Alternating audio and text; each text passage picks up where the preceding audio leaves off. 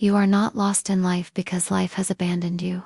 You are lost because you have abandoned life. Every time you refuse to shoulder responsibility, every time you avoid a small task, a difficult conversation, or the truth staring back from the mirror, you allow chaos to grow stronger. And chaos does not wait forever. It expands silently until it fills every corner of your existence. You do not fall into despair in a single moment. You drown in it slowly, drop by drop, as each neglected responsibility erodes the foundation of your soul. Responsibility is not a burden imposed by society. It is the structure that keeps the flood of chaos from sweeping away your life. Without it, you drift aimlessly.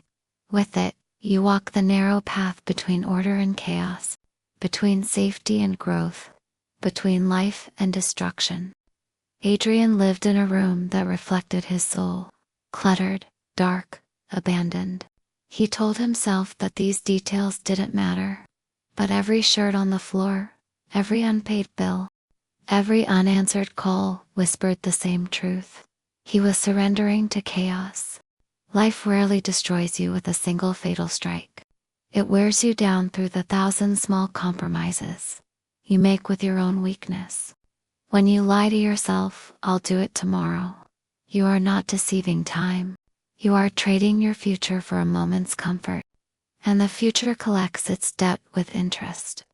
Every avoidance today becomes 10 times heavier tomorrow. This is how a room becomes unlivable. This is how a soul becomes unbearable. One day, a teacher told Adrian, "If you do not voluntarily carry responsibility, chaos will carry you, and chaos is merciless."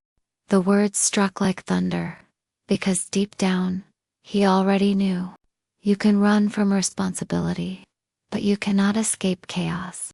So Adrian began with the smallest act. He cleaned his room.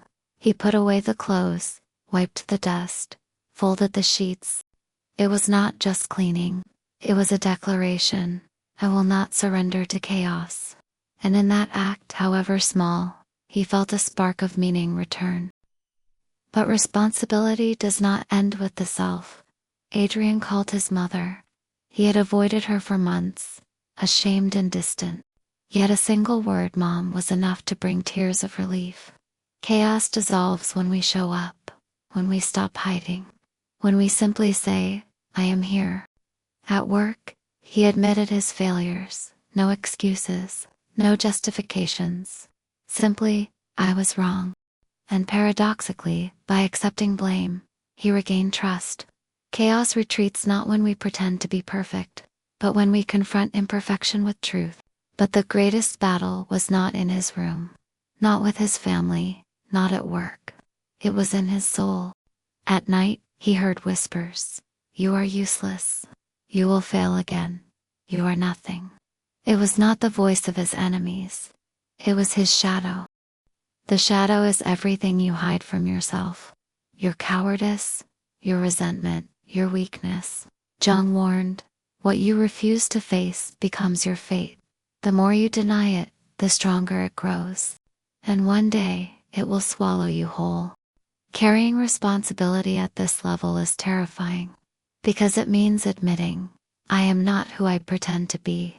I am small. I am afraid." But if you do not acknowledge the monster within, you cannot control it, and then it will control you. The shadow is not only to be feared. Integrated, it becomes strength.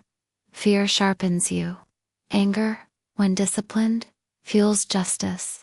Weakness teaches humility. Darkness, when acknowledged, becomes the very power you need to confront the world. One evening, Adrian saw a boy being bullied.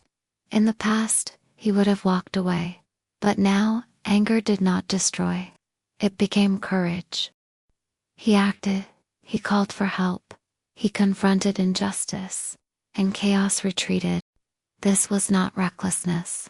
This was courage guided by responsibility. The dragon that once terrified him now bowed. Not because it had vanished, but because he had faced it. And in facing it, he discovered a paradox. The monster within, when brought into the light, becomes the guardian of strength. Responsibility expands outward. Adrian joined a group that supported troubled youth. There, he saw his former self in their empty eyes. He was not a savior descending from above. He was a fellow traveler who had walked through chaos. He told them, "I too was lost. But responsibility opened the path. You are not broken. You are unfinished. And the burden you fear is the very thing that will save you." By carrying responsibility, he did not only lift himself, he lifted others, and meaning revealed itself, not in comfort, not in pleasure, but in the voluntary acceptance of suffering. That is the paradox. The very burden you carry becomes the thing that lifts you. Order and chaos are eternal twins. Too much order, and you suffocate. Too much chaos, and you disintegrate. Responsibility is the balance, the narrow path where life becomes meaningful. The treasure you need most is guarded by the dragon you fear most, and responsibility is the sword that wins it. Every myth whispers the same truth. Descend into chaos, confront the monster, claim the treasure, and return transformed. Responsibility does not erase chaos. It is the path through chaos. And in walking it, suffering becomes growth, weakness becomes strength, and chaos becomes the very source of meaning. Begin where you are, clean your room, face your shadow, call your family, tell the truth, and carry responsibility, so chaos does not carry you.